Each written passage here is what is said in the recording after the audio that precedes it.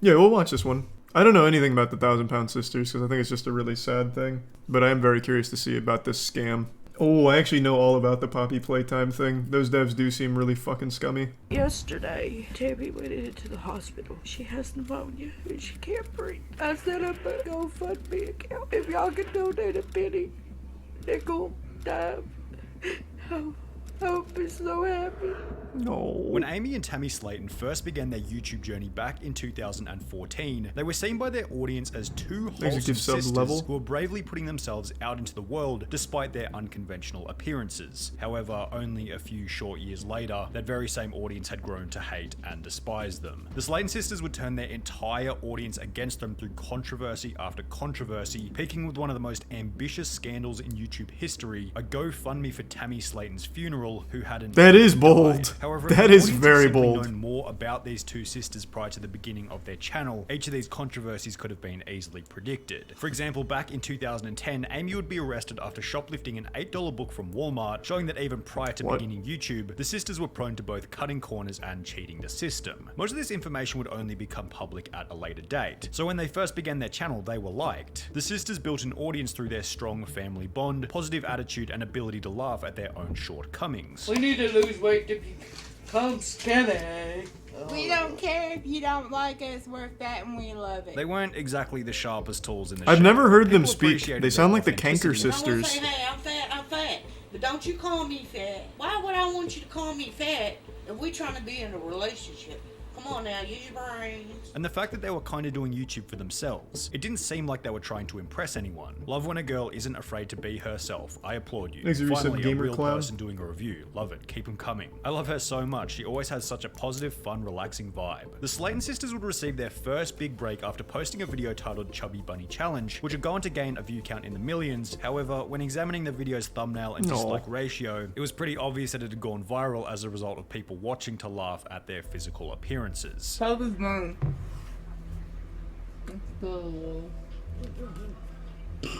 Yeah, see, that's the thing I think is really sad about the whole situation, and especially the TLC show. It's literally just so people can point and laugh at them. Like, and that enables them to keep killing themselves. I don't know, I just find that whole thing to be sad. That's why I don't ever really watch it or try and learn about it. I just think the whole situation's really morbid. Salute this channel for not disabling comments. That takes bravery. I genuinely didn't know it was possible for the human body to lay adipose tissue on the forehead. Anytime I wake up and think I don't really feel like working out today, I just think of this video and it gives me the motivation I need. It was a similar story with videos like Bake With Me and Trying New Makeup. The thumbnails were sufficiently horrid and laughable to make the videos go viral. However, despite the hate, the hundreds of thousands of views across the videos still brought in others who appreciated the relaxed nature of the channel, growing their fan base further. Moki's about to win a tournament. Is he doing well in Salt Mine? I was watching a little bit earlier. Sweet. I would let her put makeup on me any day. All the beauty gurus be like, you gotta do it exactly like this, Kay. And this girl is like, it's your makeup, you choose how to do it. And she did pretty good. I'm gonna sub. However, while a growing fan base would generally be seen as a positive for most YouTube channels, for the Slayton sisters it would end up becoming a negative, as it'd be at around the same time that they begin to reach out to their audience for help in relation to their lack of financial security. For example, after achieving 1,000 subscribers on their channel, the Slayton sisters would set up their first GoFundMe, requesting that their audience help them buy an Apple MacBook with the goal of increasing the quality of their videos. Now, most of their audience felt as though there was nothing wrong with this proposal. The audience sends a bit of money through, the sisters get a new laptop, and in return the audience gets a higher average video quality. That's that shit you see sometimes, like, if everyone that follows me gives me $1, just $1, we'll be good. YouTubers in comments such as, delete this, you are going to lose all your subscribers. You're a pathetic lowlife that needs to get off your ass and get a damn job like the rest of us instead of mooching off of us. You are disgusting. And if I were you, thank God I am not. I couldn't wake up in the mornings. As a response to the hate, Amy would shift the blame from herself, stating that her friend was the one who suggested that she make the GoFundMe. I do not take money very lightly. The whole MacBook thing was not my idea. It was a friend of mine's idea. I didn't even edit the video or anything. But damn it! Is down. However, while Amy did receive a bit of hate, the operation would prove to be successful after raising over $833, showing the Slayton sisters that it was not only possible— What? How expensive is a MacBook Pro? They were asking for $10K? Bro, what does that shit go for? What? My god. That shit better come with, like, actual hologram technology. simple to extract money from their audience through GoFundMe, which had become a vital piece of information for the main scandal to be covered in this video. The other problem the Slayton sisters encountered after growing an audience was that they could now be held accountable for the stories that they shared throughout their videos. For example, Amy would upload a video talking about a situation in which she had adopted a German Shepherd rescue dog before leaving it in a camper van on a hot summer's day. Now, Amy would state that the air conditioning was on whilst the dog was inside, and that the camper van was, quote, freezing. The camper has AC in it, and we only put him in there for like 30 minutes. And who are y'all to judge me? However, when Amy would then reveal that the dog had gone crazy inside and smashed the air conditioning unit just to get out, her audience assumed that maybe the AC wasn't on and that the dog was going probably crazy wasn't because on. it had been overheating inside. This theory would be supported further after Jesus Amy revealed that the Christ. dog had bitten her quite severely after escaping from the camper van, leading her audience to believe that the dog was all riled up after overheating. As a result of the incident, Amy would state that the dog had been put in a 14-day quarantine. The dog is in 14-day quarantine. He has a week to go. However, with the bite mark being so severe and Amy taking the dog to the pound, whilst using the wording that the dog was no longer with her, the audience assumed that Amy had taken the dog to the pound to have it put down, resulting in the popular opinion that Amy was fuck a her. horrible abuser. I can't Jesus imagine this Christ. woman owning a German Shepherd. Shepherds need tons of activity both physically and mentally. She couldn't even take care of herself, let alone I such see why a lot of strong people and do not like intelligent them. breed. I'm sorry, but I highly doubt she ran after the German Shepherd. You need to be relatively active to own a dog like a German Shepherd, and you need to be trained to be able to take care of an abused large dog. This sentiment will become even worse when, at a later date, Well, Tammy now would I feel upload a absolutely video no talking about sympathy the for her. celebration of her birthday at a gaming arcade, mentioning in passing that she felt sorry for their other dog, Littlebit, who had been left in the hot car whilst they were inside playing games. Oh my I feel god. bad for a little bit because she sat outside in the hot car while we were having fun. But I did, while we were at getting something to eat, I did get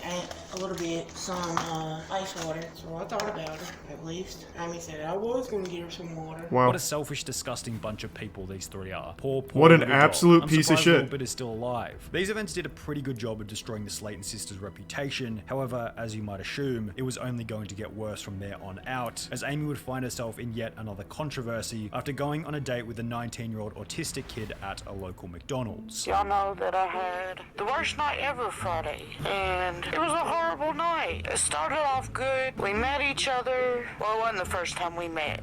Don't think that. I'm not that type of person. As mentioned, in the beginning the date seemed to have been going well, What to the the extent that Amy fuck? and her date decided to book a hotel so they could go and get Maybe frisky some together, at Pegasus which and point they give things would some start to mark. head in a negative A direction. bit And sex. then we went to a hotel room. I finally got up and started loving on him. I was trying to give him a hickey because he was a virgin and he never had a hickey before. So I was giving him a hickey and he was like, quit biting me. And I'm like, I'm not biting you. Oh, this is worse than Amy Schumer talking about her vagina. Oh my god. Oh. Oh wow. Hold on. I need a break. I'm gonna splash like holy water in my fucking face or something. Just give me a second. I'll be right back.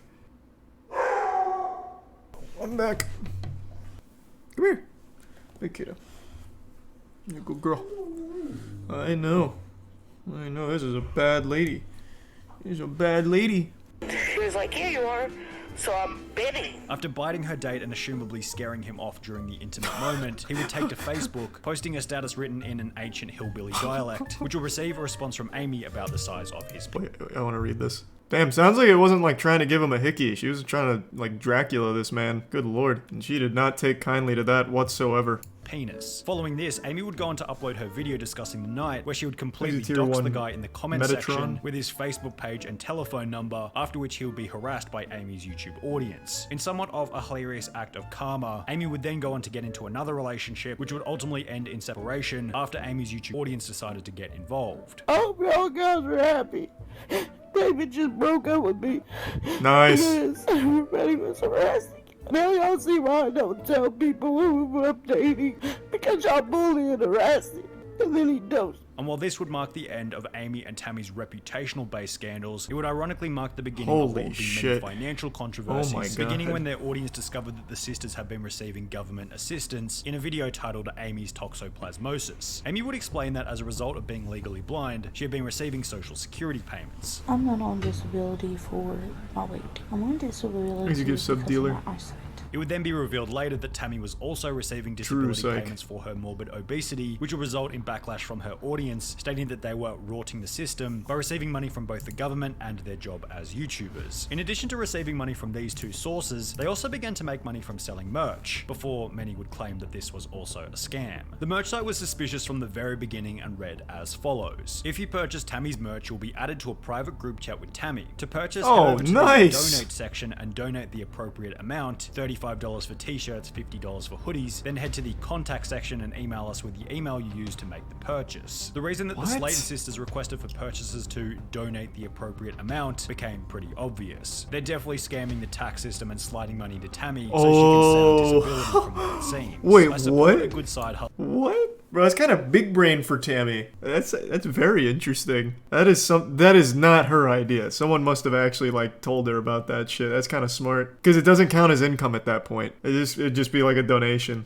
Hustle, but this one is super shady. What the hell kind of sketchy ass website is this? I just donate my money and hope to God I get something in return? No tracking or proof of purchase? Refunds? No thank you. This feels like a way to scam the IRS somehow. I didn't sell anything. Yeah, exactly. It got worse when fans would come to realize that the sisters hadn't been paying the artists who had completed the designs for the merch. A representative for Tammy would take to Instagram stating, all people who make artwork don't ask to get paid, but to simply get a follow or notice by Tammy. Most of the artwork on the website exposure dollars. Blank, our website designer, and at blank again. However, apparently this wasn't the arrangement made with the artists. In an article written about the scam by Showbiz Cheat Sheet, it was mentioned that at least one artist has claimed they requested their art not be used without payment and have since been blocked and have had their artwork misattributed to someone else. This artist would take to Instagram in a post reading, I wasn't being unfair at all, just saying how my artwork is being passed off as someone else's when I spent time doing it, and I've now been blocked yet my design is still up on your website. Not really fair at all. All I wanted was credit for it, that's all. As a result of this, that's reasonable. Tammy's TikTok with over 1 million followers, on which she had promoted her merch, would be permanently banned. However, this still doesn't make it the most notorious controversy in the Slayton sisters' history, bringing us to the infamous funeral scam. This is what we got the When cliff notes Tammy, on who was earlier. The heavier of the two sisters,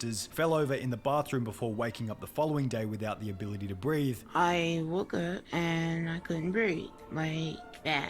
Like, I really couldn't breathe. And after being rushed to hospital, it will be discovered that Tammy had contracted pneumonia. I went to the hospital in an ambulance. Took x-rays and a couple hours went by and they told me I had pneumonia and I was going to have to stay in the hospital. Whilst in the hospital, Tammy's condition would worsen, leading her to pass out for 3.5 weeks whilst on life support, during which Amy would begin the GoFundMe. And this was all to fake? Amy's credit, it probably was pretty scary having your overweight, unhealthy sister on life so support all of that for happened, she 3 just didn't weeks. die. However, to begin planning for the funeral before she had even died was There's a almost tier 1 comically legend. pessimistic, They give which sub would become snooze, even there's some funny when guns and Amy Prime stated Sun. that the money was to fund Tammy's triple-size extra-large coffin. With Tammy being so big, if something does happen, her coffin is gonna cost them more because they have to triple the size of the coffin. Whilst mentioning that Tammy was on a medical card, however, the amount of money it provided would not be enough. Is that a real thing? I mean, I guess it has to be, right? I'm guessing they would have to like supersize that. It would have to be like a custom order thing. Alright, hold on. To cover the funeral. She is on a medical card. The medical cards will not cover all of the bills. So this GoFundMe account will be for Tammy's funeral. Thanks, if Yusuf Senpai. she dies. So please find it in your heart to donate. The GoFundMe itself, which would raise a total of $818. Wow, wait, this what? Fund They asked less for this super quadruple freight container coffin than they did for the MacBook. They had $10K for a MacBook and $1,500 for a super coffin. Coffins are expensive, man. That shit is like a crazy expense. Like, the person may have died, but they also took their family down with them with how much you have to pay for the fucking coffins and the whole service. $818 read, this fund is for if anything was to happen to her, will go to her funeral. If she makes it through this, the money will stay there or go to her hospital bills that insurance won't pay. I won't ask, but I Thanks, don't know Prime what else to Eternal. do. Please help us, even if it's cents. Thank you and may God bless you. Now, if Amy had approached the situation from the angle of we're just doing this to cover the hospital bills and left it at that, there probably wouldn't have even been any backlash. However, since since she had put so much weight on the possibility of death, and people had donated assuming that she was going to die, when she would return to the videos a few weeks later laughing, joking, and eating junk food as if nothing had ever happened, obviously the audience and those who had donated weren't all that happy, judging from the 85% dislike ratio on the original There's a prime YSP and they give some It also didn't help kneecaps. that in a different video, Amy would reiterate that the money wasn't going to be spent on anything besides the funeral. We won't be spending it on anything but the funeral. I just wanted to clarify that. Or I'm going to take it up to the funeral home where it can build interest. Or probably will take it to the funeral home and let it build interest. So if something does happen... Alright, someone more knowledgeable than me. Can you do that? You can just put money into a funeral home like a bank and it'll gain interest? What? I'm investing in the funeral stock. That's not a real thing. I can't believe it. You telling me I can't invest in funeral homes? Man, what is the world coming to? What a fucking shame. We have that as a backup plan. So when it was confirmed that there was no funeral, a new question had been created. Where had the money gone? Amy would state that she had transferred the money to her mother to pay for Tammy's medical bills. The money that y'all donated for Tammy when she was in the hospital, I gave it to my mother, who paid bills with Tammy's bills. Regardless if that's what she used the money for or not, that's what I did with it. I gave it to my mother, who paid bills. However, when her audience would ask her to prove it, she'd state that it was her mother's responsibility to provide the receipts. My mom is trying to find the receipts, but if she can't find them, that's on mom, not me. Then in another video stating that the receipts had been thrown out completely. I know I've been wrong. I should not throw receipts away. But in my head I wasn't thinking, well, these receipts might come to bite me in the ass. You know, I wasn't thinking that. It was a simple mistake. However, if the GoFundMe had been done online, then surely she was using internet banking. Why couldn't she provide a screenshot of the bank transfer to her mother? Medical bill receipts. Yeah, these two are like just so actual pieces of shit. Away. It was suspicious that she was unable to provide any evidence for the money going towards the hospital stay, especially when her audience would notice that she also happened to buy a new laptop and a new camper right after the GoFundMe had concluded. At a later date, Tammy would go on to state that Amy's GoFundMe made her angry, as she felt as though she didn't need help. And when I found out Amy did the whole GoFundMe thing, believe me, I was mad. Cause from one, I knew I wasn't my dad, and two, I didn't want help. Not the person, want to ask for help. The most interesting part about the whole ordeal is that while most disgraced YouTubers simply fade into obscurity as the years go by, the Slayton sisters have managed to remain relevant after rolling their public image into a TLC show titled 1,000 Pound Sisters, on which Amy has since lost over 100 pounds, has gotten married, had a baby, and is looking healthy compared to her early days on YouTube. Unfortunately, the same can't be said for Tammy, whose continual weight gain underpins much of the show's entertainment factor. The show just had its third season with well over 1 million viewers per episode.